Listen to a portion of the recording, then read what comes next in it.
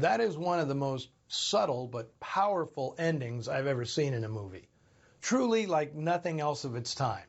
No other producer, especially of B films, would dare wrap things up in such a melancholy minor key, which is exactly how Roy Webb closes out his score, in a minor key. A complete rarity.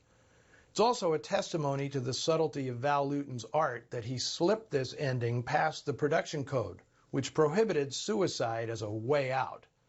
Once again, his credo of less is more paid off, as we're not shown Jacqueline hanging herself. In script form, which is what the PCA reviewed, there is no indication of what happens. Only the sound, applied in post-production, completes the scene. The ending confused many viewers at the time. In fact, the whole film baffled audiences, expecting something along the lines of Cat People, The Leopard Man, and I Walked with a Zombie.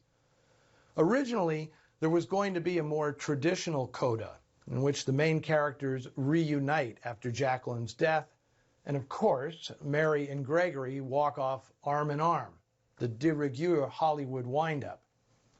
Lewton smartly dumped it, as he did a few other scenes that might have made the film more coherent for the average audience, but it would have pushed the running time past the studio's allotted 75 minutes.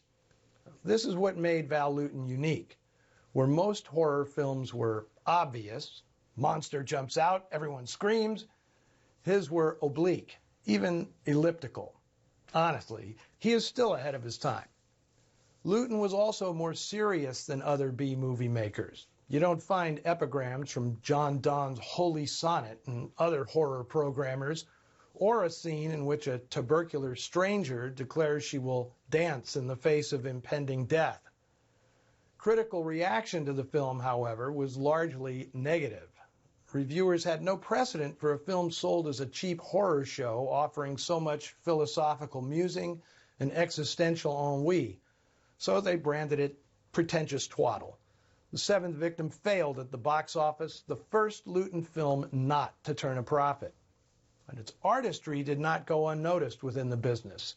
Made a year before Noir drenched movie screens, Lewton, director Mark Robeson, and DP Nick Musaraka showed everybody how it was done. The set pieces in this film are stunning, from the spooky subway, to the inky black cosmetic company, to the killer's pursuit of Jean Brooks, to that startling shower scene that predates Psycho by 17 years.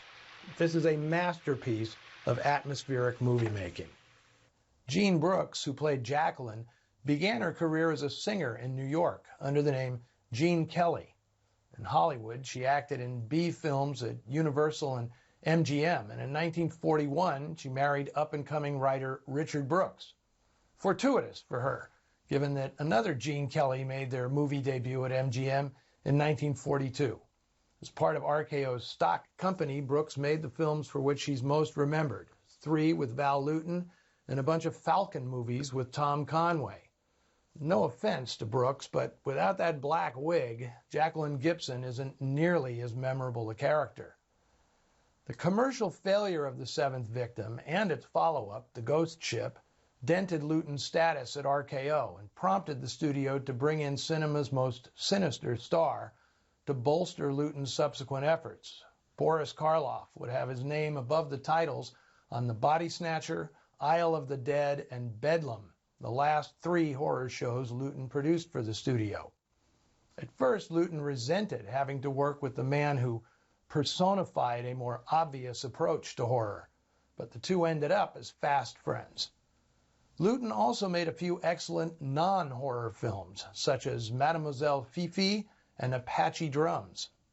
Sadly, he died in 1951 at only 46 years of age. He never got to see himself immortalized in 1952's The Bad and the Beautiful, where Kirk Douglas plays a producer who becomes the talk of Hollywood, making cheap horror movies exactly as Lewton made them at RKO.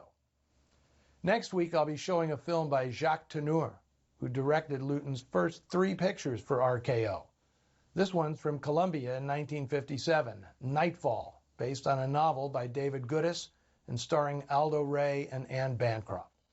Now jump on the Noir Alley Facebook page and Twitter feed and let us know what you thought of the 7th victim. Happy Halloween, everybody. Remember to vote this week, or else something really scary is going to happen.